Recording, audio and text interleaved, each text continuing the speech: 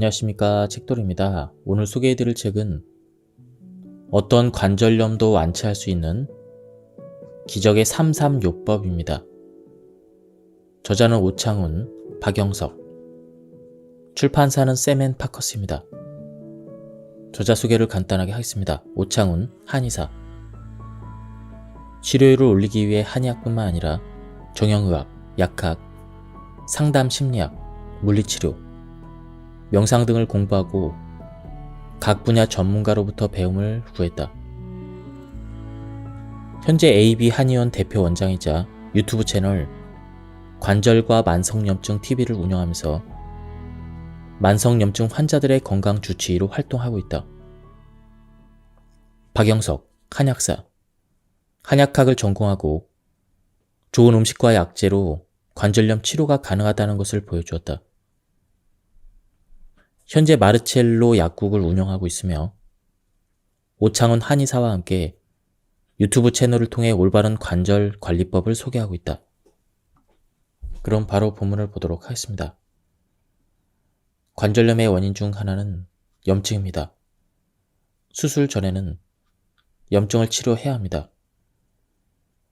염증 치료가 잘 되지 않을 때 선택하는 마지막 치료법이 수술이죠. 그런데 수술이 발달하지 않은 관절염이 많습니다. 대표적으로 손가락 관절인데요. 손가락처럼 작은 관절은 스테로이드 주사도 조심해야 합니다. 사정이 그렇다 보니 정형외과에 가면 마땅한 치료법이 없습니다. 아플 때만 소염 진통제를 드세요. 이런 말을 듣습니다. 이 때문에 치료를 포기했다는 분을 많이 보았는데요. 손가락 관절염은 치료할 수가 있습니다. 손가락 관절염의 치료는 연골이 닿아서 관절이 아프다는 고정관념을 뒤집을 수 있을 증거이기도 합니다. 제가 손가락 관절을 통해 수술 전에 염증 치료부터 하는 게 마땅하다는 사실을 입증했습니다. 그리고 염증 반응을 억제하지 않는다니 오히려 치료가 잘 된 사례들이 쌓여가고 있습니다. 그 결과 드디어 확신을 가지고 말씀드릴 수 있게 되었습니다. 관절염을 치료할 때 연골보다 염증을 주목해야 합니다. 그래서 소염 진통제와 수술 외에 치료법이 없다고 진단받은 관절염 환자들에게 희망을 드렸습니다.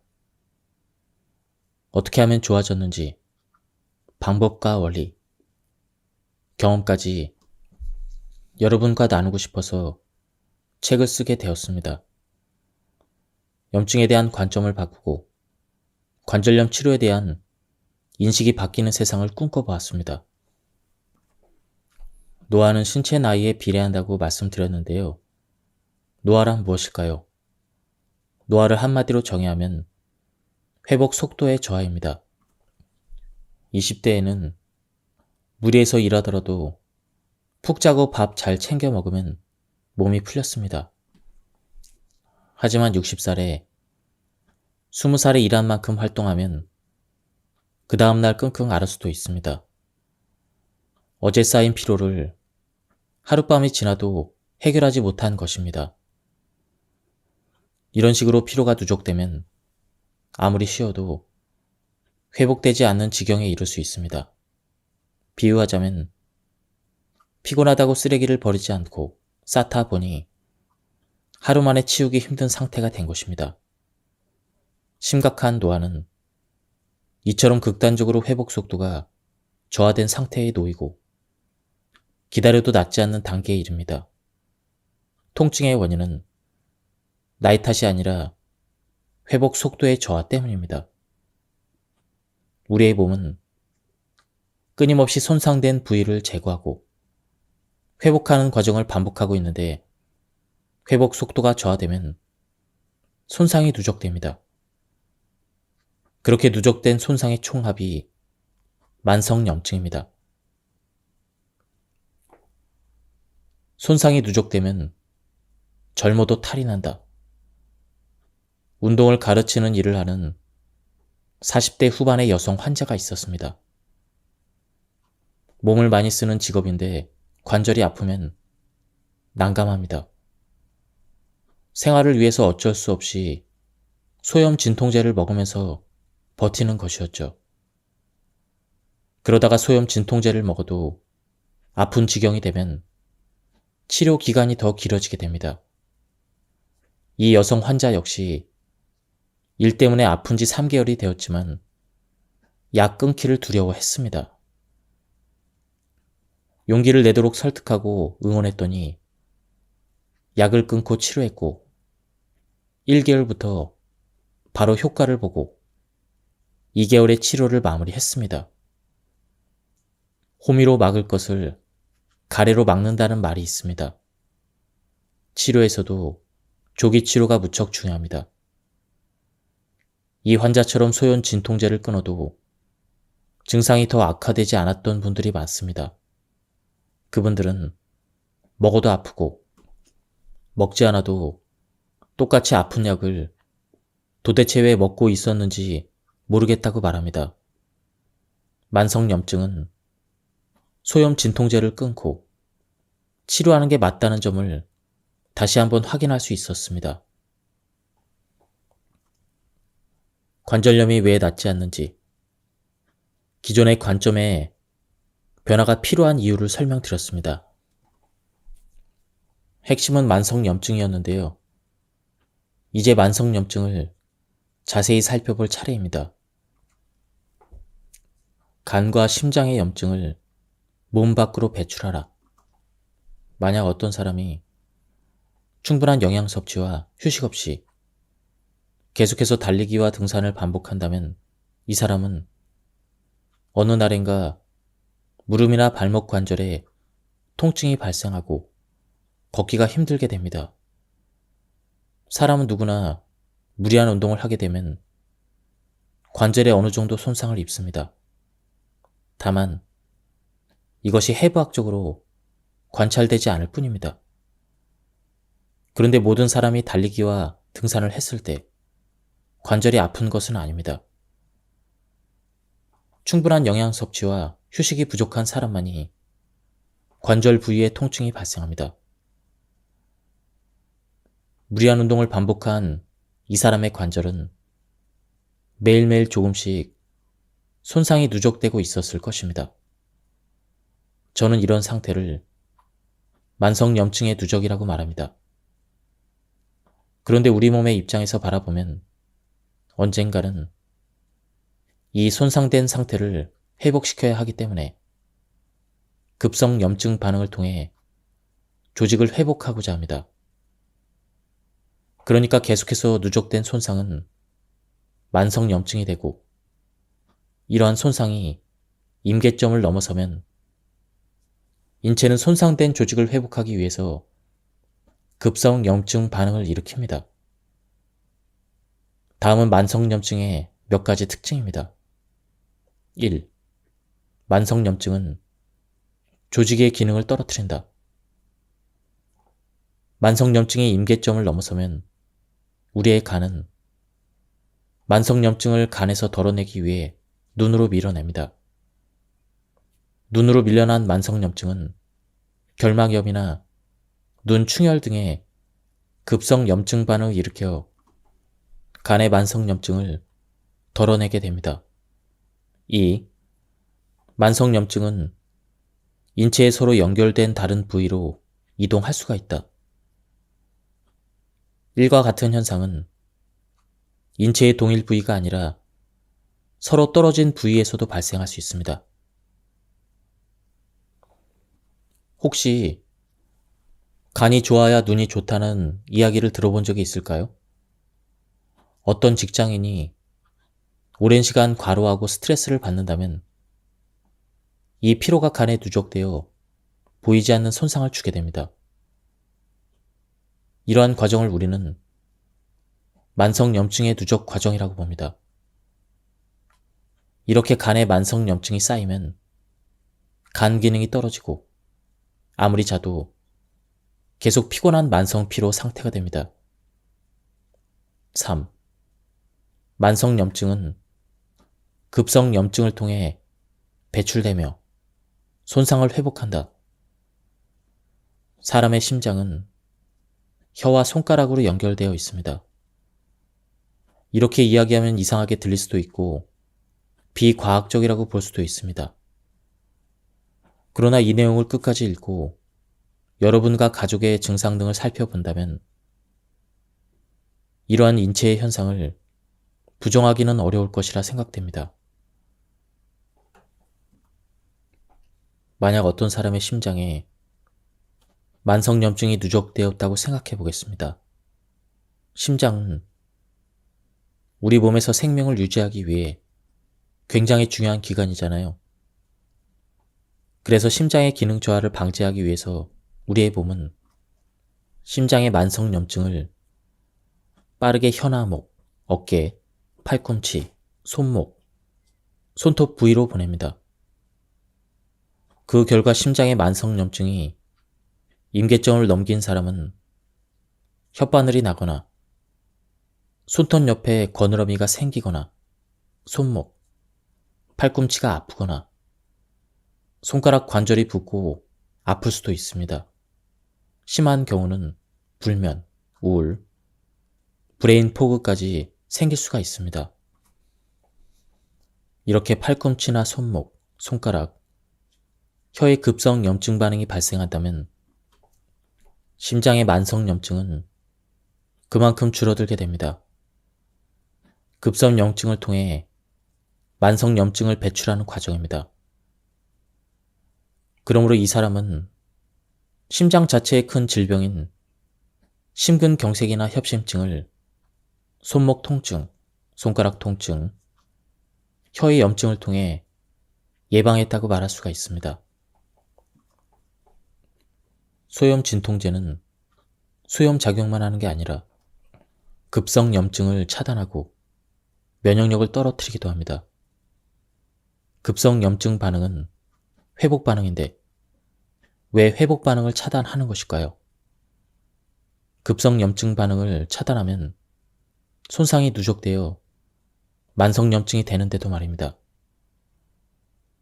또한 소염 진통제로 통증을 억제하면 환자는 관절을 무리해서 사용하게 되고 만성 염증이 더욱 누적됩니다. 그런데도 소염 진통제의 약효가 떨어진다고 용량을 늘리거나 더욱 강력하게 처방하여 염증 반응을 억제하죠.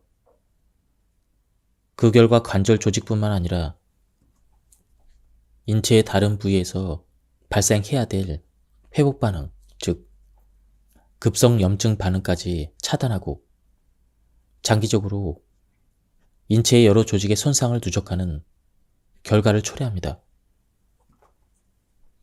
다이어트 방법도 달라져야 한다.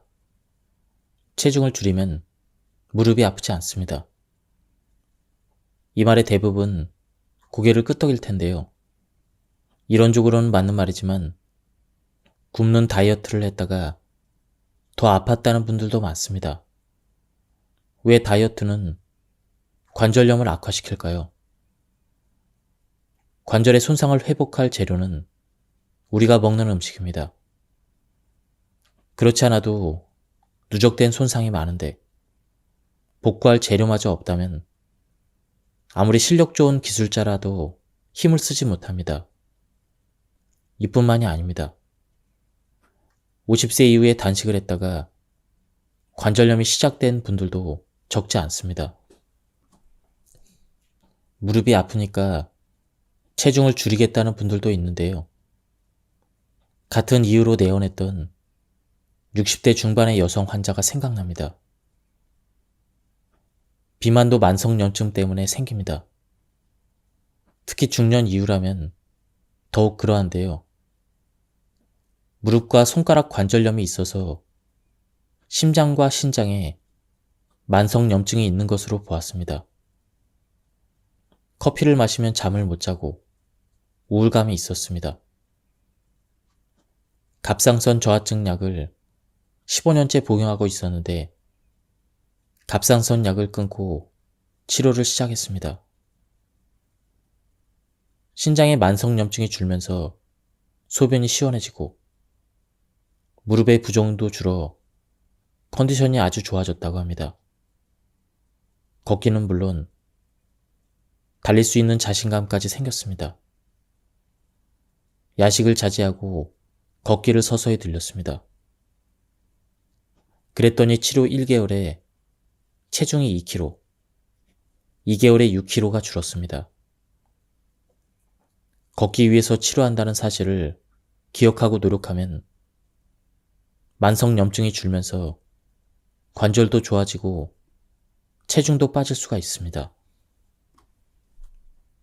커피와 술로 몸을 혹사하지 마세요. 운전 습관이 안 좋은 사람이 모는 차를 한번 떠올려 보겠습니다. 급가속, 급제동을 반복하고 핸들을 한번 잡으면 잘 쉬지도 않습니다. 엔진오일, 냉각수, 타이어를 제대로 교체하지 않으면 차가 빨리 망가질 것입니다. 지친 몸을 쉬지 않고 홍삼, 커피, 술, 초콜릿 등을 넣어 더 밀어붙이면 손상이 더욱 누적됩니다. 사람의 몸은 타이어를 교체하듯 쉽게 회복되진 못합니다. 요즘은 커피를 너무 많이 마셔서 40대 초반만 되어도 무릎이 아파서 줄넘기를 못한다는 분들이 있습니다. 젊은 관절염 환자 중에 헬스장 트레이너처럼 몸을 많이 쓰는 분들이 있습니다. 이분들을 치료할 때 치료 과정에서 자주 졸린다는 이야기를 해옵니다.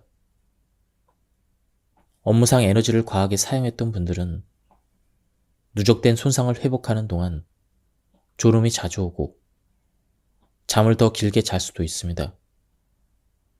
이런 때는 가능하다면 낮잠은 짧게, 밤잠은 충분히 자는 게 좋습니다. 조금이라도 젊었을 때 커피, 홍삼, 녹용에 의지하지 말고 적절한 운동으로 기운을 만드는 게 좋습니다. 다음은 본격적으로 관절염을 치료하는 부분입니다.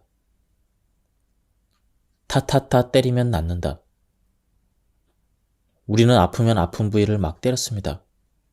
어깨가 아프면 본능적으로 어깨를 때리고 무릎이 아프면 무릎을 콩콩콩 때렸습니다. 때리면 혈액순환이 좋아지고 염증 반응도 활성화됩니다. 이게 진짜 치료입니다. 골절이 아니라면 때리세요. 때리면 손상 부위로 혈액이 공급됩니다. 아플 정도로 때리면 더 잘 낫기도 합니다. 염증 반응이 활성화할수록, 즉 급성 염증 반응이 일어날수록 회복도 빨라집니다. 때리면 낫습니다. 골다공증인데도 때려도 되느냐고 묻습니다. 골다공증이 있어도 때리세요. 스스로 주먹을 쥐고 때리거나 손가락이 아파서 주먹을 쥐기 힘든 분들은 주먹 크기의 고무, 나무로 된 물건으로 때리면 됩니다. 돌이나 금속으로 된 물건은 피하세요. 예를 들어 퇴행성 무릎 관절염 환자나 골다공증 환자는 무릎뼈가 부서지길 바라면서 때려도 부서지기 힘듭니다. 견딜 수 있을 만큼 때리면 됩니다. 염증 반응을 억제하는 소염 진통제를 끊고 때리기만 해도 나았다는 분들의 증언이 많습니다. 심지어 멍들 정도로 때렸는데 통증이 줄었다는 분들도 있습니다. 그래도 걱정된다면 이렇게 해보세요. 때리기 전에 온찜질을 한 다음 타타타 때리면 됩니다. 때렸더니 너무 아프다는 분들도 있습니다. 어떤 날은 열심히 두드리다가 염증 반응을 감당하기 어려울 수도 있습니다. 통증이 심하고 열이 많이 난다면 냉찜질로 가라앉혀 보세요.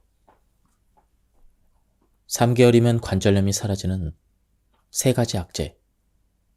우슬, 홍합씨, 쥐눈이콩으로 관절염을 다스리는 방법입니다.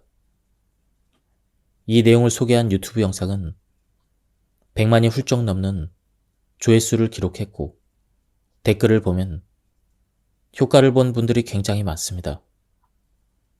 여기서 소개하는 3가지 한약재는 함께 복용할 때 시너지 효과를 발휘합니다.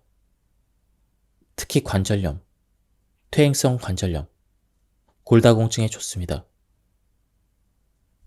이 약재들의 조합이 뼈의 세포 분열을 촉진하는 고라세포가 빠르게 분열하도록 도와서 뼈의 조직이 단단해지고 풍부해집니다. 쉽게 이야기하면 뼈에 영양이 충분해지는 것입니다. 연골은 뼈로부터 영양분을 받아서 성장합니다. 6주에서 3개월 정도 먹으면 연골과 뻑뻑했던 관절이 부드러워집니다. 그러면서 통증도 서서히 사라지게 되죠. 쥐눈이콩, 홍화씨를 계속 먹으면 고지혈증, 동맥경화, 심근경색, 고혈압에도 좋습니다. 특히 쥐눈이콩은 항암 효과가 뛰어납니다. 시장이나 인터넷을 통해 구입해서 제환소에 맡겨 환으로 먹으면 가장 편합니다. 제가 유튜브에서 이 영상을 소개한 뒤로 환으로 만들어 판매하는 곳들도 생겨났는데요. 검색창에 우슬, 홍화씨, 쥐눈이콩을 입력하면 판매처들이 나오니 구입해서 먹으면 편리하겠죠? 본래는 무릎이 아픈 분들을 위해 만들었지만 다른 관절염에도 효과가 있습니다. 가벼운 손가락 관절염에 효과를 본 분들도 있습니다. 어느 날 내원하셨던 환자도 무릎 때문에 먹었는데 무릎은 아직 효과를 보지 못했지만 손가락 관절염이 좋아져서 더 전문적으로 치료받고 싶어 찾아왔다고 했습니다. 나이가 들면 누구나 쑤시고 욱신욱신한 통증이 있기 마련입니다. 이때는 3가지 약재를 며칠간 열심히 먹으면 좋아집니다. 병원에 갈 필요도, 약국에서 진통제를 살 일도 없어질 것입니다. 복용량은 하루에 3에서 4g씩, 하루에 4회에서 5회 먹습니다. 무게를 매번 측정할 수 없다면 어른 밥 숟가락으로 반 스푼 먹으면 됩니다. 단 공복에 먹습니다. 소화가 안 되면 먹는 횟수와 양을 줄입니다. 다음은 복용하실 때 주의 사항입니다. 평소 변비와 소화불량이 있다면 1개월 정도만 먼저 먹어보고 더 불편해지지 않으면 꾸준히 먹어도 괜찮습니다. 소화불량이 심하면 쥐눈이콩을 빼고 2가지 약재로만 환을 만들고 쥐눈이콩은 볶아서 먹거나 밥을 지어서 먹습니다. 임신 중이거나 수유 중일 때는 먹으면 안 됩니다. 또 소염 진통제를 끊고 스테로이드 주사를 맞지 않으면서 먹어야 효과가 있습니다. 소염 진통제는 염증 반응을 억제하고 이 3가지 약재는 염증 반응을 돕기 때문입니다. 통증이 가라앉으면 서서히 복용 횟수를 줄입니다. 어느 날 갑자기 통증이 생기면 1주에서 2주 정도 열심히 챙겨 먹습니다. 모든 관절염이 3가지 약재만으로 호전되면 좋겠지만 한계가 있는 것은 사실입니다. 관절의 열감, 부종, 찌르는 듯한 통증, 밤에 더 아픈 통증, 장기간 반복적으로 소염 진통제를 복용했다면 치료적인 개입이 필요합니다. 만성염증 배출 방법. 움직여야 낫는다. 다쳤거나 수술 부위가 아물기를 기다리는 것처럼 특별할 때가 아니라면 움직여야 낫습니다. 특히 낫지 않는 관절염은 만성염증이 원인일 때가 많은데 만성염증은 움직여야 줄어듭니다. 타타타 때리기는 외부를 자극해서 만성염증을 배출하는 방법이고, 세 가지 약제는 내부를 자극해서 만성염증을 배출하는 방법입니다. 운동은 안팎에서 동시에 만성염증을 배출하는 방법입니다. 걷지 않으면 결국 걷지 못하게 됩니다. 쉬어도 낫지 않을 정도로 만성염증이 누적되었을 때는 기다린다고 저절로 해소되지 않습니다. 이때는 어떻게 하면 다시 움직일 수 있을지 고민해야 합니다. 점점 잘 움직일 수 있게 되면 회복도 점점 빨라집니다. 움직일수록 만성염증이 잘 배출되기 때문이죠. 관절의 움직임을 개선하는 운동 1. 손가락, 손목, 팔꿈치, 어깨, 고관절, 무릎, 발가락 등 아파서 움직임이 제한이 있던 관절을 천천히 움직여 봅니다. 2. 관절이 움직일 수 있는 한계를 확인하듯 관절을 천천히 움직입니다. 3. 통증 없이 움직일 수 있는 최대 각도까지 움직였다가 돌아오기를 반복합니다. 반복하다 보면 서서히 각도가 커집니다. 우리가 먹는 음식이 우리 몸을 이룹니다. 음식의 영양분이 곧 손상된 관절 조직을 회복하는 재료입니다. 억지로 많은 것을 먹을 수 없으므로 식사량이 적은 분들은 적게 먹는 대신 양질의 음식을 먹으면 됩니다. 관절이 여기저기 아픈 분들은 음식에 대해서 많이 질문하시는데요. 가장 중요하면서도 기본적인 사항을 정리하면 다음과 같습니다. 평소 소화가 안 되는 음식, 첨가물이 많이 드는 음식은 줄입니다. 일부러 많이 먹을 필요는 없습니다. 소화량에 맞게 먹으면 됩니다. 식사는 규칙적으로 먹는 게 좋습니다. 급식, 과식, 야식, 간식은 되도록 피합니다. 일주일에 한 번은 소량이라도 육류를 먹어야 합니다. 육식을 즐긴다면 버섯과 쌈 채소를 함께 먹는 것이 좋습니다. 다음은 무릎 관절 치료에 대한 부분입니다. 근력은 관절 건강에 무척 중요합니다. 허벅지 근육과 종아리 근육이 무릎 관절에 가는 충격을 줄여주는 쿠션 역할을 하거든요. 하지만 통증이 심할 때는 근력을 많이 키우기 힘듭니다. 이때는 휴식도 필요하지만 아프더라도 가벼운 운동을 해야 합니다. 근육량을 키우기 힘든 데 반해 사용하지 않으면 근육량이 줄어드는 속도가 더 빠르기 때문입니다. 갱년기 이후라면 이 점을 꼭 기억해야 합니다. 걷기 힘들어도 스트레칭은 무조건 해야 합니다. 70대 초반의 남성 환자가 몇 달 만에 내원했습니다. 관절염을 치료하고 좋아진 상태를 잘 유지하고 있었는데 술과 커피를 즐기다 보니 만성염증이 도질까 걱정된다고 했습니다.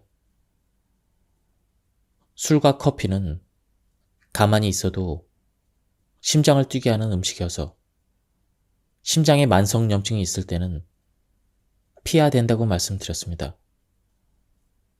운동량을 확인했더니 자전거 타기, 하루에 10,000보 이상 걷기를 하고 계셨습니다. 동년배와 비교하여 적지 않은 운동량 덕분에 재발 없이 지내는 중이었는데요. 무엇보다 매일 20여 분의 스트레칭을 꼭 하고 있었습니다. 그래서 반주로 한 잔씩 드시던 술을 말리지 않았습니다. 아프지 않는 게 중요한 사람도 있겠지만 하루를 살더라도 즐거운 게 중요한 사람도 있으니까요. 스트레칭을 할 때 관절 주변을 틈나는 대로 때려준다고 했습니다. 스트레칭은 움직이기 힘들 때도 해야 합니다. 다음은 무릎 관절을 펴주는 스트레칭입니다. 1번. 의자를 앞에 두고 바로 섭니다. 한쪽 다리를 뻗어 의자에 올립니다. 2. 무릎을 가볍게 누르며 무릎 관절을 최대한 펴니다. 무릎 뒤쪽이 당기는 느낌을 느껴봅니다. 3회 반복합니다. 반대쪽도 실시합니다.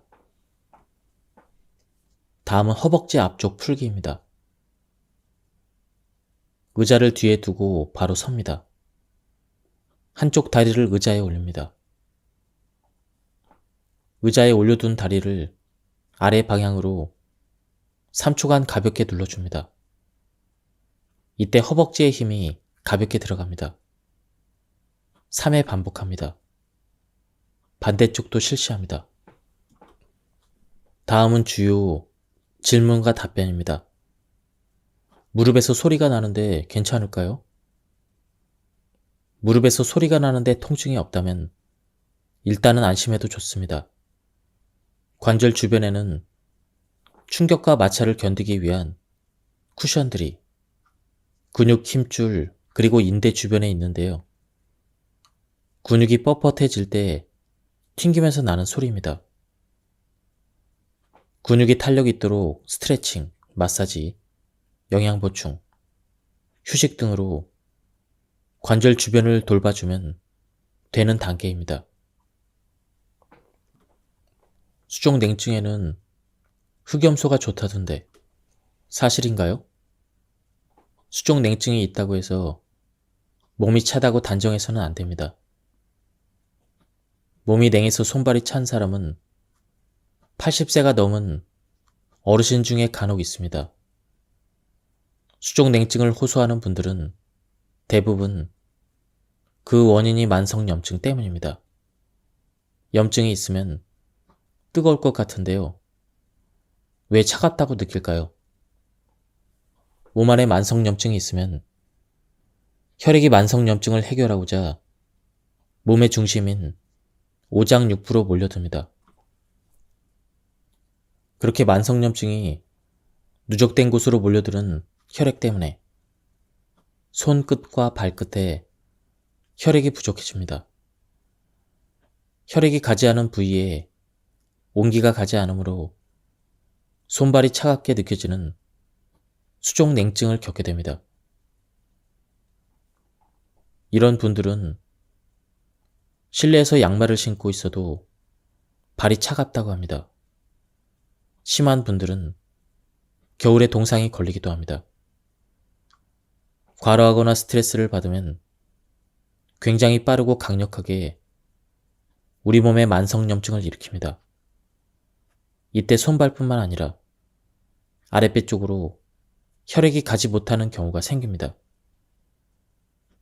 이때는 유산소 운동과 적당한 근육 운동을 통해서 몸 안에 쌓인 만성염증을 몸 밖으로 배출해야 합니다. 물을 많이 마시면 염증이 배출된다는데 사실인가요? 결론부터 말하자면 하루에 무조건 물을 2리터씩 마셔야 한다는 말은 틀렸습니다. 물이 나쁜 게 아니라 사람마다 물을 감당하는 정도가 다르기 때문이죠. 물과 음식, 신진대사로 만들어진 물의 절반 남짓은 소변으로 배출되고 나머지는 폐 호흡, 피부 호흡, 땀으로 배출됩니다. 그런데 아파서 운동을 못할 정도이고 집안일만 하는 경우라면 폐 호흡이 줄어드니까 평균보다 물이 덜 필요하겠죠? 피부가 건조하거나 땀이 잘 나지 않는 분들은 물을 많이 마실수록 신장이 소변을 배출하는데 과도한 일을 하게 됩니다. 그 한계를 넘어서면 몸이 붓고 무거워집니다. 계절, 연령, 운동량, 땀이 나는 정도에 따라 물의 양은 변할 수 있으므로 신체에 따라 조절하는 게 적합합니다. 특히 관절이 아파서 운동을 오랫동안 못한 분들, 아파서 운동을 하지 못하는 분들은 물을 과하게 마시면 안 됩니다. 물론 젊고 건강한 분들은 물을 많이 마시는 것이 상관없습니다. 그러나 고혈압, 갑상선 저하증, 당뇨를 앓는 분들은 특히 조심해야 합니다. 다음과 같은 분들은 물을 자주 마시는 습관을 주의해야 합니다.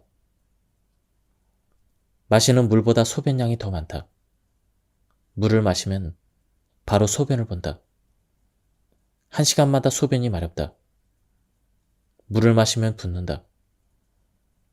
자다가 소변 때문에 2번 이상 깬다. 물을 많이 마시지 않아도 몸 다리가 붓는다. 입마름에도 물이 잘 들어가지 않는다.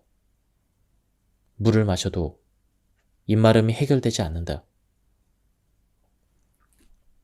내 몸에 적절한 물의 양을 찾는 방법을 알려드리겠습니다. 체중이 60kg이라면 6에서 3을 곱하고 100으로 나눕니다. 그러면 180이 되고 100으로 나누면 1.8리터입니다. 이 정도의 물을 꼭 마셔야 한다는 게 절대 아닙니다. 혈기왕성하고 건강한 사람이 마실 수 있는 최대치입니다. 운동선수나 평범한 사람이 운동을 많이 했을 때 마실 수 있는 정도라고 생각하면 됩니다. 여기서 운동량, 땀의 양, 연령, 활동량, 피부가 건조한 정도에 따라 150에서 200cc를 가감하면 됩니다. 예를 들어 60세 여자인데 몸무게가 50kg라고 합시다. 마실 수 있는 물의 최대치는 1.5리터입니다.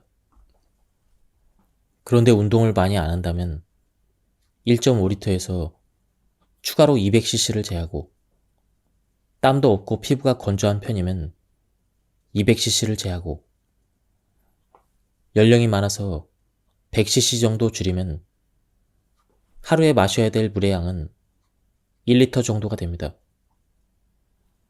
그런데 걷기만 해도 숨이 차고 헉헉대는 정도라면 물의 양을 좀 더 빼야겠죠. 물을 얼마나 마시느냐 보다는 물을 낭비하는 습관을 없애는 게 중요합니다. 물을 1리터 마신다면 이를 효율적으로 쓰고 있는가를 살펴봐야 합니다.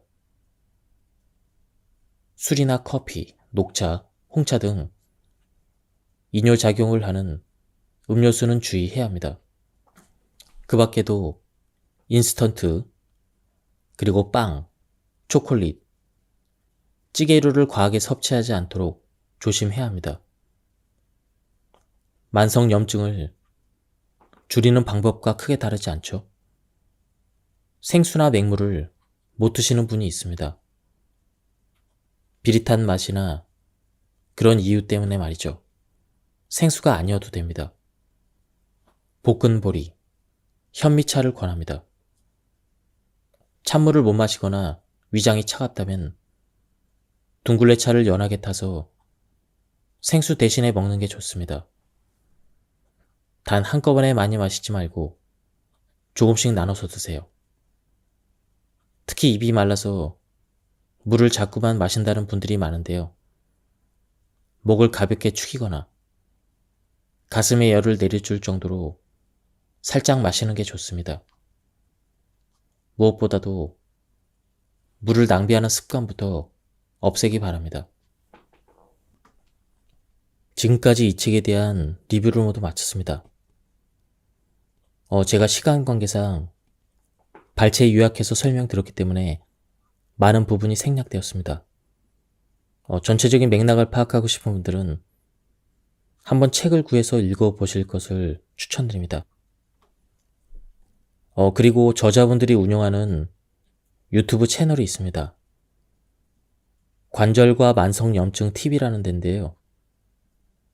제가 설명란에 링크를 걸어 놓도록 하겠습니다. 관절염에 대해서 관심이 많은 분들은 한번 들어가셔서 들어보시는 것도 좋을 것 같습니다. 여기서 리뷰를 마치도록 하겠습니다. 감사합니다. 안녕하십니까, 책돌입니다. 오늘 소개해드릴 책은 어떤 관절염도 완치할 수 있는 기적의 33요법입니다. 저자는 오창훈, 박영석, 출판사는 샘앤파커스입니다. 저자 소개를 간단하게 하겠습니다. 오창훈, 한의사. 치료율을 올리기 위해 한의학뿐만 아니라 정형의학, 약학, 상담 심리학, 물리치료, 명상 등을 공부하고 각 분야 전문가로부터 배움을 구했다. 현재 AB 한의원 대표 원장이자 유튜브 채널 관절과 만성염증 TV를 운영하면서 만성염증 환자들의 건강 주치의로 활동하고 있다. 박영석, 한약사. 한약학을 전공하고 좋은 음식과 약재로 관절염 치료가 가능하다는 것을 보여주었다. 현재 마르첼로 약국을 운영하고 있으며 오창훈 한의사와 함께 유튜브 채널을 통해 올바른 관절 관리법을 소개하고 있다. 그럼 바로 본문을 보도록 하겠습니다. 관절염의 원인 중 하나는 염증입니다. 수술 전에는 염증을 치료해야 합니다. 염증 치료가 잘 되지 않을 때 선택하는 마지막 치료법이 수술이죠. 그런데 수술이 발달하지 않은 관절염이 많습니다. 대표적으로 손가락 관절인데요. 손가락처럼 작은 관절은 스테로이드 주사도 조심해야 합니다. 사정이 그렇다 보니 정형외과에 가면 마땅한 치료법이 없습니다. 아플 때만 소염 진통제를 드세요. 이런 말을 듣습니다. 이 때문에 치료를 포기했다는 분을 많이 보았는데요. 손가락 관절염은 치료할 수가 있습니다. 손가락 관절염의 치료는 연골이 닿아서 관절이 아프다는 고정관념을 뒤집을 수 있을 증거이기도 합니다. 제가 손가락 관절을 통해 수술 전에 염증 치료부터 하는 게 마땅하다는 사실을 입증했습니다. 그리고 염증 반응을 억제하지 않는다니 오히려 치료가 잘 된 사례들이 쌓여가고 있습니다. 그 결과 드디어 확신을 가지고 말씀드릴 수 있게 되었습니다. 관절염을 치료할 때 연골보다 염증을 주목해야 합니다. 그래서 소염 진통제와 수술 외에 치료법이 없다고 진단받은 관절염 환자들에게 희망을 드렸습니다. 어떻게 하면 좋아졌는지 방법과 원리, 경험까지 여러분과 나누고 싶어서 책을 쓰게 되었습니다. 염증에 대한 관점을 바꾸고 관절염 치료에 대한 인식이 바뀌는 세상을 꿈꿔보았습니다. 노화는 신체 나이에 비례한다고 말씀드렸는데요. 노화란 무엇일까요? 노화를 한마디로 정의하면 회복 속도의 저하입니다. 20대에는 무리해서 일하더라도 푹 자고 밥 잘 챙겨 먹으면 몸이 풀렸습니다. 하지만 60살에 20살에 일한 만큼 활동하면 그 다음날 끙끙 앓을 수도 있습니다. 어제 쌓인 피로를 하룻밤이 지나도 해결하지 못한 것입니다. 이런 식으로 피로가 누적되면 아무리 쉬어도 회복되지 않는 지경에 이를 수 있습니다. 비유하자면 피곤하다고 쓰레기를 버리지 않고 쌓다 보니 하루 만에 치우기 힘든 상태가 된 것입니다. 심각한 노화는 이처럼 극단적으로 회복 속도가 저하된 상태에 놓이고 기다려도 낫지 않는 단계에 이릅니다. 통증의 원인은 나이 탓이 아니라 회복 속도의 저하 때문입니다. 우리의 몸은 끊임없이 손상된 부위를 제거하고 회복하는 과정을 반복하고 있는데 회복 속도가 저하되면 손상이 누적됩니다. 그렇게 누적된 손상의 총합이 만성염증입니다. 손상이 누적되면 젊어도 탈이 난다. 운동을 가르치는 일을 하는 40대 후반의 여성 환자가 있었습니다. 몸을 많이 쓰는 직업인데 관절이 아프면 난감합니다. 생활을 위해서 어쩔 수 없이 소염 진통제를 먹으면서 버티는 것이었죠. 그러다가 소염 진통제를 먹어도 아픈 지경이 되면 치료 기간이 더 길어지게 됩니다. 이 여성 환자 역시 일 때문에 아픈 지 3개월이 되었지만 약 끊기를 두려워했습니다. 용기를 내도록 설득하고 응원했더니 약을 끊고 치료했고 1개월부터 바로 효과를 보고 2개월의 치료를 마무리했습니다. 호미로 막을 것을 가래로 막는다는 말이 있습니다. 치료에서도 조기 치료가 무척 중요합니다. 이 환자처럼 소염 진통제를 끊어도 증상이 더 악화되지 않았던 분들이 많습니다. 그분들은 먹어도 아프고 먹지 않아도 똑같이 아픈 약을 도대체 왜 먹고 있었는지 모르겠다고 말합니다. 만성염증은 소염 진통제를 끊고 치료하는 게 맞다는 점을 다시 한번 확인할 수 있었습니다. 관절염이 왜 낫지 않는지, 기존의 관점에 변화가 필요한 이유를 설명드렸습니다. 핵심은 만성염증이었는데요. 이제 만성염증을 자세히 살펴볼 차례입니다. 간과 심장의 염증을 몸 밖으로 배출하라. 만약 어떤 사람이 충분한 영양 섭취와 휴식 없이 계속해서 달리기와 등산을 반복한다면 이 사람은 어느 날인가 무릎이나 발목 관절에 통증이 발생하고 걷기가 힘들게 됩니다. 사람은 누구나 무리한 운동을 하게 되면 관절에 어느 정도 손상을 입습니다. 다만 이것이 해부학적으로 관찰되지 않을 뿐입니다. 그런데 모든 사람이 달리기와 등산을 했을 때 관절이 아픈 것은 아닙니다. 충분한 영양 섭취와 휴식이 부족한 사람만이 관절 부위에 통증이 발생합니다. 무리한 운동을 반복한 이 사람의 관절은 매일매일 조금씩 손상이 누적되고 있었을 것입니다. 저는 이런 상태를 만성염증의 누적이라고 말합니다. 그런데 우리 몸의 입장에서 바라보면 언젠가는 이 손상된 상태를 회복시켜야 하기 때문에 급성 염증 반응을 통해 조직을 회복하고자 합니다. 그러니까 계속해서 누적된 손상은 만성염증이 되고 이러한 손상이 임계점을 넘어서면 인체는 손상된 조직을 회복하기 위해서 급성 염증 반응을 일으킵니다. 다음은 만성염증의 몇 가지 특징입니다. 1. 만성염증은 조직의 기능을 떨어뜨린다. 만성염증이 임계점을 넘어서면 우리의 간은 만성염증을 간에서 덜어내기 위해 눈으로 밀어냅니다. 눈으로 밀려난 만성염증은 결막염이나 눈 충혈 등의 급성 염증 반응을 일으켜 간의 만성염증을 덜어내게 됩니다. 2. 만성염증은 인체에 서로 연결된 다른 부위로 이동할 수가 있다. 일과 같은 현상은 인체의 동일 부위가 아니라 서로 떨어진 부위에서도 발생할 수 있습니다. 혹시 간이 좋아야 눈이 좋다는 이야기를 들어본 적이 있을까요?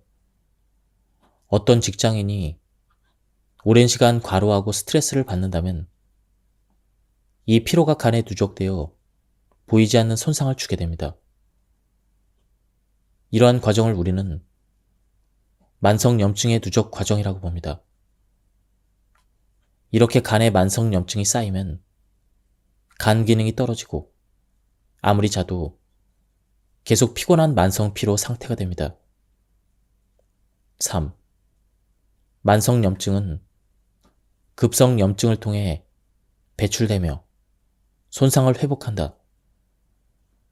사람의 심장은 혀와 손가락으로 연결되어 있습니다. 이렇게 이야기하면 이상하게 들릴 수도 있고 비과학적이라고 볼 수도 있습니다. 그러나 이 내용을 끝까지 읽고 여러분과 가족의 증상 등을 살펴본다면 이러한 인체의 현상을 부정하기는 어려울 것이라 생각됩니다. 만약 어떤 사람의 심장에 만성염증이 누적되었다고 생각해 보겠습니다. 심장은 우리 몸에서 생명을 유지하기 위해 굉장히 중요한 기관이잖아요. 그래서 심장의 기능 저하를 방지하기 위해서 우리의 몸은 심장의 만성염증을 빠르게 혀나 목, 어깨, 팔꿈치, 손목, 손톱 부위로 보냅니다. 그 결과 심장의 만성염증이 임계점을 넘긴 사람은 혓바늘이 나거나 손톱 옆에 거느러미가 생기거나 손목, 팔꿈치가 아프거나 손가락 관절이 붓고 아플 수도 있습니다. 심한 경우는 불면, 우울, 브레인 포그까지 생길 수가 있습니다. 이렇게 팔꿈치나 손목, 손가락, 혀의 급성 염증 반응이 발생한다면 심장의 만성염증은 그만큼 줄어들게 됩니다. 급성염증을 통해 만성염증을 배출하는 과정입니다. 그러므로 이 사람은 심장 자체의 큰 질병인 심근경색이나 협심증을 손목 통증, 손가락 통증, 혀의 염증을 통해 예방했다고 말할 수가 있습니다. 소염 진통제는 소염 작용만 하는 게 아니라 급성 염증을 차단하고 면역력을 떨어뜨리기도 합니다. 급성 염증 반응은 회복 반응인데 왜 회복 반응을 차단하는 것일까요? 급성 염증 반응을 차단하면 손상이 누적되어 만성염증이 되는데도 말입니다. 또한 소염 진통제로 통증을 억제하면 환자는 관절을 무리해서 사용하게 되고 만성염증이 더욱 누적됩니다. 그런데도 소염 진통제의 약효가 떨어진다고 용량을 늘리거나 더욱 강력하게 처방하여 염증 반응을 억제하죠. 그 결과 관절 조직뿐만 아니라 인체의 다른 부위에서 발생해야 될 회복 반응, 즉 급성 염증 반응까지 차단하고 장기적으로 인체의 여러 조직의 손상을 누적하는 결과를 초래합니다. 다이어트 방법도 달라져야 한다. 체중을 줄이면 무릎이 아프지 않습니다. 이 말의 대부분 고개를 끄덕일 텐데요. 이론적으로는 맞는 말이지만 굶는 다이어트를 했다가 더 아팠다는 분들도 많습니다. 왜 다이어트는 관절염을 악화시킬까요? 관절의 손상을 회복할 재료는 우리가 먹는 음식입니다. 그렇지 않아도 누적된 손상이 많은데 복구할 재료마저 없다면 아무리 실력 좋은 기술자라도 힘을 쓰지 못합니다. 이뿐만이 아닙니다. 50세 이후에 단식을 했다가 관절염이 시작된 분들도 적지 않습니다. 무릎이 아프니까 체중을 줄이겠다는 분들도 있는데요. 같은 이유로 내원했던 60대 중반의 여성 환자가 생각납니다. 비만도 만성염증 때문에 생깁니다. 특히 중년 이후라면 더욱 그러한데요. 무릎과 손가락 관절염이 있어서 심장과 신장에 만성염증이 있는 것으로 보았습니다. 커피를 마시면 잠을 못 자고 우울감이 있었습니다. 갑상선 저하증 약을 15년째 복용하고 있었는데 갑상선 약을 끊고 치료를 시작했습니다. 신장에 만성염증이 줄면서 소변이 시원해지고 무릎의 부종도 줄어 컨디션이 아주 좋아졌다고 합니다. 걷기는 물론 달릴 수 있는 자신감까지 생겼습니다. 야식을 자제하고 걷기를 서서히 늘렸습니다. 그랬더니 치료 1개월에 체중이 2kg, 2개월에 6kg가 줄었습니다. 걷기 위해서 치료한다는 사실을 기억하고 노력하면 만성염증이 줄면서 관절도 좋아지고 체중도 빠질 수가 있습니다. 커피와 술로 몸을 혹사하지 마세요. 운전 습관이 안 좋은 사람이 모는 차를 한번 떠올려 보겠습니다. 급가속, 급제동을 반복하고 핸들을 한번 잡으면 잘 쉬지도 않습니다. 엔진오일, 냉각수, 타이어를 제대로 교체하지 않으면 차가 빨리 망가질 것입니다. 지친 몸을 쉬지 않고 홍삼, 커피, 술, 초콜릿 등을 넣어 더 밀어붙이면 손상이 더욱 누적됩니다. 사람의 몸은 타이어를 교체하듯 쉽게 회복되진 못합니다. 요즘은 커피를 너무 많이 마셔서 40대 초반만 되어도 무릎이 아파서 줄넘기를 못한다는 분들이 있습니다. 젊은 관절염 환자 중에 헬스장 트레이너처럼 몸을 많이 쓰는 분들이 있습니다. 이분들을 치료할 때 치료 과정에서 자주 졸린다는 이야기를 해옵니다. 업무상 에너지를 과하게 사용했던 분들은 누적된 손상을 회복하는 동안 졸음이 자주 오고 잠을 더 길게 잘 수도 있습니다. 이런 때는 가능하다면 낮잠은 짧게, 밤잠은 충분히 자는 게 좋습니다. 조금이라도 젊었을 때 커피, 홍삼, 녹용에 의지하지 말고 적절한 운동으로 기운을 만드는 게 좋습니다. 다음은 본격적으로 관절염을 치료하는 부분입니다. 타타타 때리면 낫는다. 우리는 아프면 아픈 부위를 막 때렸습니다. 어깨가 아프면 본능적으로 어깨를 때리고 무릎이 아프면 무릎을 콩콩콩 때렸습니다. 때리면 혈액순환이 좋아지고 염증 반응도 활성화됩니다. 이게 진짜 치료입니다. 골절이 아니라면 때리세요. 때리면 손상 부위로 혈액이 공급됩니다. 아플 정도로 때리면 더 잘 낫기도 합니다. 염증 반응이 활성화할수록, 즉 급성 염증 반응이 일어날수록 회복도 빨라집니다. 때리면 낫습니다. 골다공증인데도 때려도 되느냐고 묻습니다. 골다공증이 있어도 때리세요. 스스로 주먹을 쥐고 때리거나 손가락이 아파서 주먹을 쥐기 힘든 분들은 주먹 크기의 고무, 나무로 된 물건으로 때리면 됩니다. 돌이나 금속으로 된 물건은 피하세요. 예를 들어 퇴행성 무릎 관절염 환자나 골다공증 환자는 무릎뼈가 부서지길 바라면서 때려도 부서지기 힘듭니다. 견딜 수 있을 만큼 때리면 됩니다. 염증 반응을 억제하는 소염 진통제를 끊고 때리기만 해도 나았다는 분들의 증언이 많습니다. 심지어 멍들 정도로 때렸는데 통증이 줄었다는 분들도 있습니다. 그래도 걱정된다면 이렇게 해보세요. 때리기 전에 온찜질을 한 다음 타타타 때리면 됩니다. 때렸더니 너무 아프다는 분들도 있습니다. 어떤 날은 열심히 두드리다가 염증 반응을 감당하기 어려울 수도 있습니다. 통증이 심하고 열이 많이 난다면 냉찜질로 가라앉혀 보세요. 3개월이면 관절염이 사라지는 3가지 약재.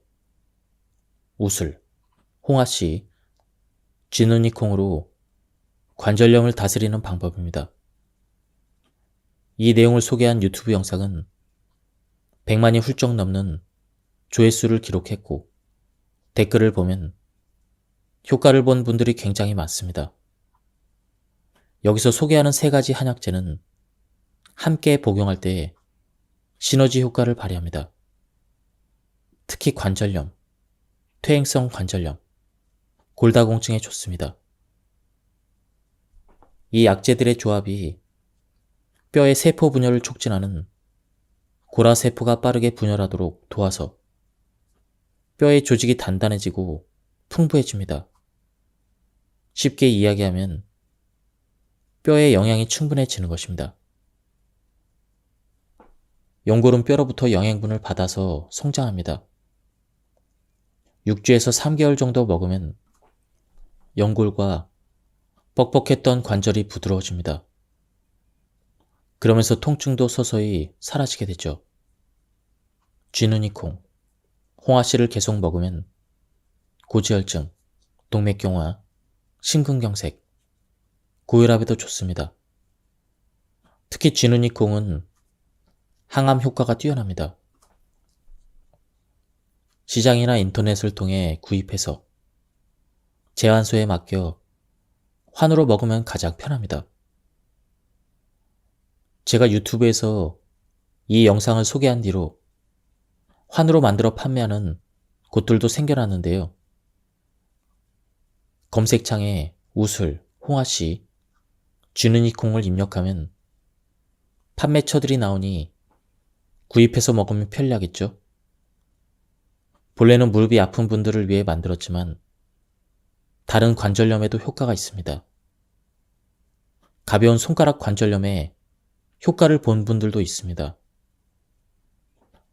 어느 날 내원하셨던 환자도 무릎 때문에 먹었는데 무릎은 아직 효과를 보지 못했지만 손가락 관절염이 좋아져서 더 전문적으로 치료받고 싶어 찾아왔다고 했습니다. 나이가 들면 누구나 쑤시고 욱신욱신한 통증이 있기 마련입니다.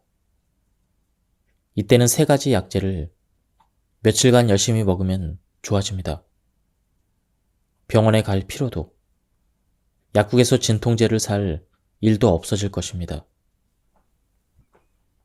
복용량은 하루에 3에서 4g씩, 하루에 4회에서 5회 먹습니다.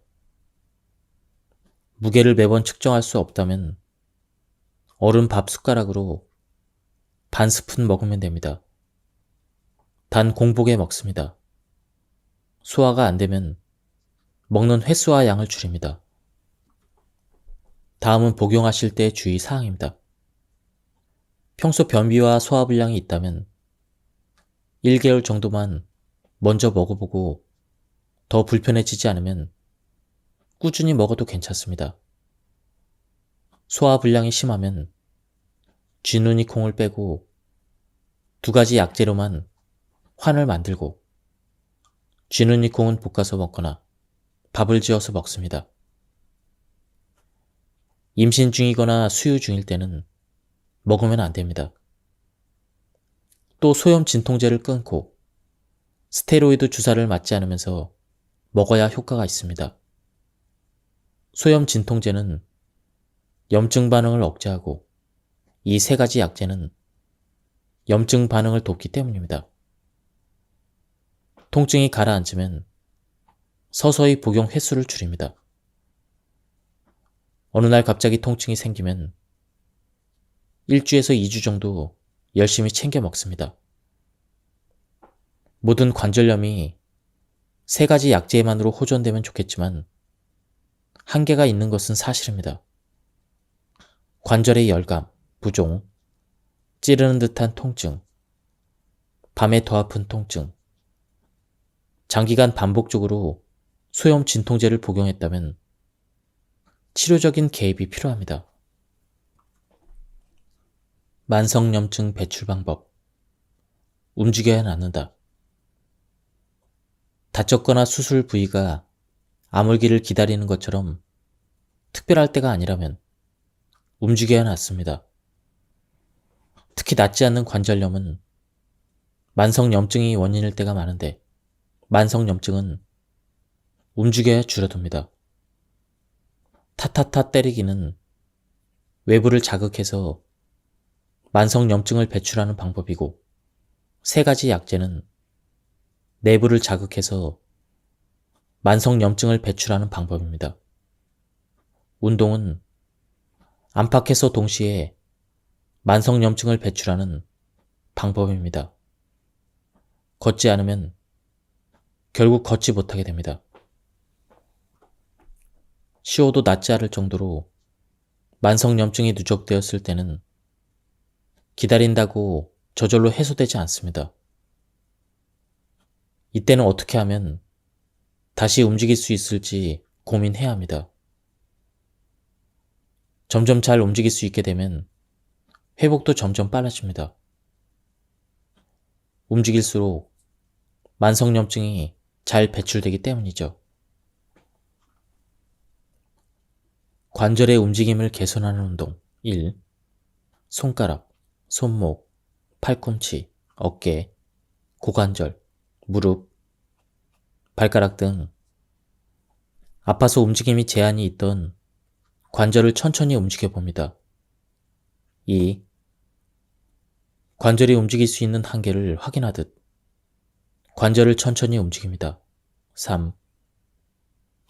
통증 없이 움직일 수 있는 최대 각도까지 움직였다가 돌아오기를 반복합니다. 반복하다 보면 서서히 각도가 커집니다. 우리가 먹는 음식이 우리 몸을 이룹니다. 음식의 영양분이 곧 손상된 관절 조직을 회복하는 재료입니다. 억지로 많은 것을 먹을 수 없으므로 식사량이 적은 분들은 적게 먹는 대신 양질의 음식을 먹으면 됩니다. 관절이 여기저기 아픈 분들은 음식에 대해서 많이 질문하시는데요. 가장 중요하면서도 기본적인 사항을 정리하면 다음과 같습니다. 평소 소화가 안 되는 음식, 첨가물이 많이 드는 음식은 줄입니다. 일부러 많이 먹을 필요는 없습니다. 소화량에 맞게 먹으면 됩니다. 식사는 규칙적으로 먹는 게 좋습니다. 급식, 과식, 야식, 간식은 되도록 피합니다. 일주일에 한 번은 소량이라도 육류를 먹어야 합니다. 육식을 즐긴다면 버섯과 쌈 채소를 함께 먹는 것이 좋습니다. 다음은 무릎 관절 치료에 대한 부분입니다. 근력은 관절 건강에 무척 중요합니다. 허벅지 근육과 종아리 근육이 무릎 관절에 가는 충격을 줄여주는 쿠션 역할을 하거든요. 하지만 통증이 심할 때는 근력을 많이 키우기 힘듭니다. 이때는 휴식도 필요하지만 아프더라도 가벼운 운동을 해야 합니다. 근육량을 키우기 힘든 데 반해 사용하지 않으면 근육량이 줄어드는 속도가 더 빠르기 때문입니다. 갱년기 이후라면 이 점을 꼭 기억해야 합니다. 걷기 힘들어도 스트레칭은 무조건 해야 합니다. 70대 초반의 남성 환자가 몇 달 만에 내원했습니다. 관절염을 치료하고 좋아진 상태를 잘 유지하고 있었는데 술과 커피를 즐기다 보니 만성염증이 도질까 걱정된다고 했습니다. 술과 커피는 가만히 있어도 심장을 뛰게 하는 음식이어서 심장에 만성염증이 있을 때는 피해야 된다고 말씀드렸습니다. 운동량을 확인했더니 자전거 타기, 하루에 10,000보 이상 걷기를 하고 계셨습니다. 동년배와 비교하여 적지 않은 운동량 덕분에 재발 없이 지내는 중이었는데요. 무엇보다 매일 20여 분의 스트레칭을 꼭 하고 있었습니다. 그래서 반주로 한 잔씩 드시던 술을 말리지 않았습니다. 아프지 않는 게 중요한 사람도 있겠지만 하루를 살더라도 즐거운 게 중요한 사람도 있으니까요. 스트레칭을 할 때 관절 주변을 틈나는 대로 때려준다고 했습니다. 스트레칭은 움직이기 힘들 때도 해야 합니다. 다음은 무릎 관절을 펴주는 스트레칭입니다. 1번. 의자를 앞에 두고 바로 섭니다. 한쪽 다리를 뻗어 의자에 올립니다. 2. 무릎을 가볍게 누르며 무릎 관절을 최대한 펴니다. 무릎 뒤쪽이 당기는 느낌을 느껴봅니다. 3회 반복합니다. 반대쪽도 실시합니다. 다음은 허벅지 앞쪽 풀기입니다. 의자를 뒤에 두고 바로 섭니다. 한쪽 다리를 의자에 올립니다.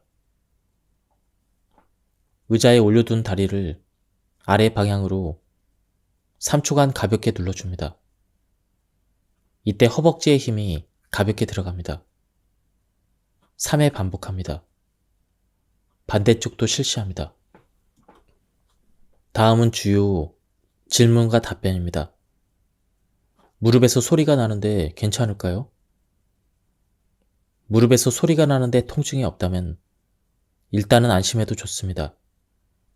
관절 주변에는 충격과 마찰을 견디기 위한 쿠션들이 근육 힘줄 그리고 인대 주변에 있는데요. 근육이 뻣뻣해질 때 튕기면서 나는 소리입니다. 근육이 탄력 있도록 스트레칭, 마사지, 영양보충, 휴식 등으로 관절 주변을 돌봐주면 되는 단계입니다.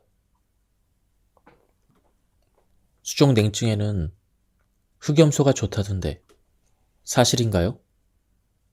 수족 냉증이 있다고 해서 몸이 차다고 단정해서는 안 됩니다. 몸이 냉해서 손발이 찬 사람은 80세가 넘은 어르신 중에 간혹 있습니다. 수족 냉증을 호소하는 분들은 대부분 그 원인이 만성염증 때문입니다. 염증이 있으면 뜨거울 것 같은데요. 왜 차갑다고 느낄까요? 몸 안에 만성염증이 있으면 혈액이 만성염증을 해결하고자 몸의 중심인 오장육부로 몰려듭니다. 그렇게 만성염증이 누적된 곳으로 몰려드는 혈액 때문에 손끝과 발끝에 혈액이 부족해집니다. 혈액이 가지 않은 부위에 온기가 가지 않으므로 손발이 차갑게 느껴지는 수족 냉증을 겪게 됩니다. 이런 분들은 실내에서 양말을 신고 있어도 발이 차갑다고 합니다. 심한 분들은 겨울에 동상이 걸리기도 합니다. 과로하거나 스트레스를 받으면 굉장히 빠르고 강력하게 우리 몸에 만성염증을 일으킵니다. 이때 손발뿐만 아니라 아랫배 쪽으로 혈액이 가지 못하는 경우가 생깁니다. 이때는 유산소 운동과 적당한 근육 운동을 통해서 몸 안에 쌓인 만성염증을 몸 밖으로 배출해야 합니다.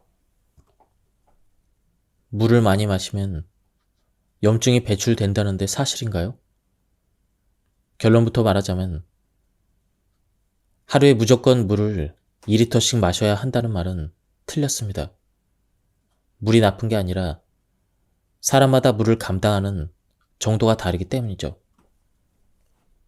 물과 음식, 신진대사로 만들어진 물의 절반 남짓은 소변으로 배출되고 나머지는 폐, 호흡, 피부 호흡, 땀으로 배출됩니다. 그런데 아파서 운동을 못할 정도이고 집안일만 하는 경우라면 폐 호흡이 줄어드니까 평균보다 물이 덜 필요하겠죠? 피부가 건조하거나 땀이 잘 나지 않는 분들은 물을 많이 마실수록 신장이 소변을 배출하는데 과도한 일을 하게 됩니다. 그 한계를 넘어서면 몸이 붓고 무거워집니다. 계절, 연령, 운동량, 땀이 나는 정도에 따라 물의 양은 변할 수 있으므로 신체에 따라 조절하는 게 적합합니다. 특히 관절이 아파서 운동을 오랫동안 못한 분들, 아파서 운동을 하지 못하는 분들은 물을 과하게 마시면 안 됩니다. 물론 젊고 건강한 분들은 물을 많이 마시는 것이 상관없습니다.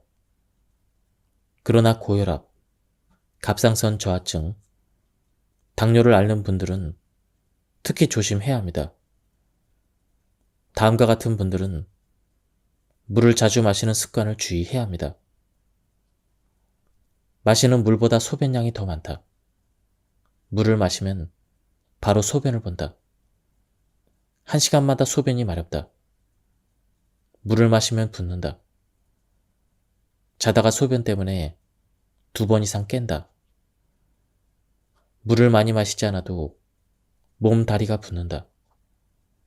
입마름에도 물이 잘 들어가지 않는다. 물을 마셔도 입마름이 해결되지 않는다. 내 몸에 적절한 물의 양을 찾는 방법을 알려드리겠습니다. 체중이 60kg이라면 6에서 3을 곱하고 100으로 나눕니다. 그러면 180이 되고 100으로 나누면 1.8리터입니다. 이 정도의 물을 꼭 마셔야 한다는 게 절대 아닙니다. 혈기왕성하고 건강한 사람이 마실 수 있는 최대치입니다. 운동선수나 평범한 사람이 운동을 많이 했을 때 마실 수 있는 정도라고 생각하면 됩니다. 여기서 운동량, 땀의 양, 연령, 활동량, 피부가 건조한 정도에 따라 150에서 200cc를 가감하면 됩니다. 예를 들어 60세 여자인데 몸무게가 50kg라고 합시다. 마실 수 있는 물의 최대치는 1.5리터입니다. 그런데 운동을 많이 안 한다면 1.5리터에서 추가로 200cc를 제하고 땀도 없고 피부가 건조한 편이면 200cc를 제하고 연령이 많아서 100cc 정도 줄이면 하루에 마셔야 될 물의 양은 1리터 정도가 됩니다. 그런데 걷기만 해도 숨이 차고 헉헉대는 정도라면 물의 양을 좀 더 빼야겠죠. 물을 얼마나 마시느냐 보다는 물을 낭비하는 습관을 없애는 게 중요합니다. 물을 1리터 마신다면 이를 효율적으로 쓰고 있는가를 살펴봐야 합니다.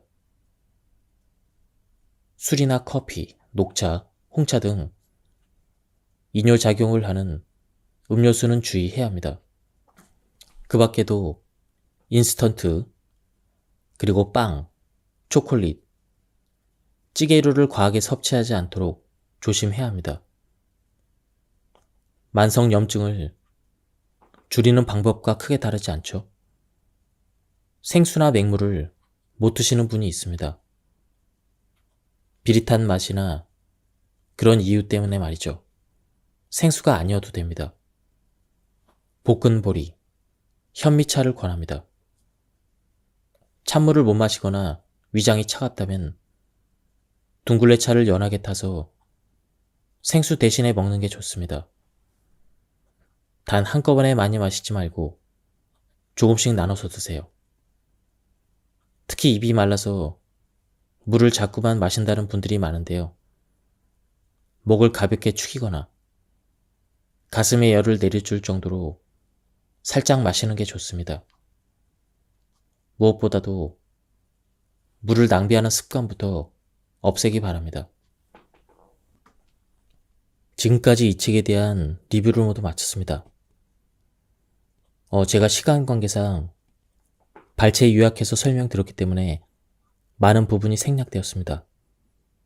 전체적인 맥락을 파악하고 싶은 분들은 한번 책을 구해서 읽어보실 것을 추천드립니다.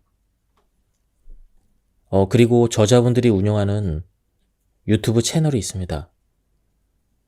관절과 만성염증 TV라는 데인데요.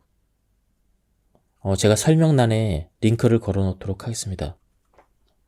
관절염에 대해서 관심이 많은 분들은 한번 들어가셔서 들어보시는 것도 좋을 것 같습니다. 여기서 리뷰를 마치도록 하겠습니다. 감사합니다.